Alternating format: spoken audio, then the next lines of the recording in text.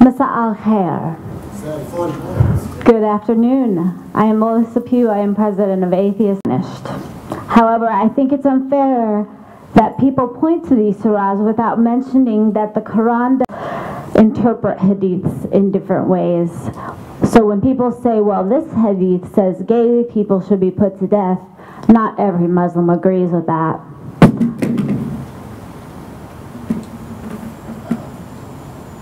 It's just a clicker. Yes, I will agree that being a gay Muslim is probably more difficult than it would be to say I'm a gay Christian or I'm a gay Hindu or that I'm a gay humanist or that I'm a gay atheist.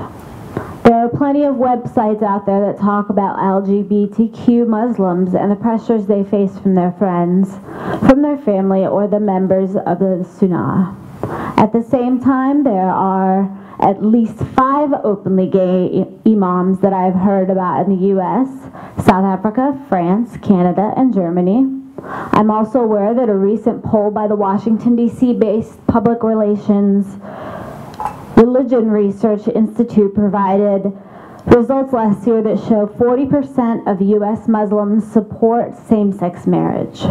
I'm also pleased to learn that some Islamic scholars in the West are starting to voice their opinion that the blanket condemnation of same-sex relations is a gross misinterpretation of the Quran and Hadith, and I'm interested to see how this unfolds over time. What I hope we're all taking away from today's Muslimish conference is that we are on a journey together.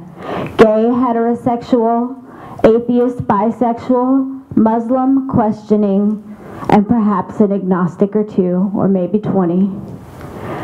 Here today, we are not enemies of each other. As we are here today, there are humanists in Florida that are giving blood alongside people from other religions to help replenish the blood banks.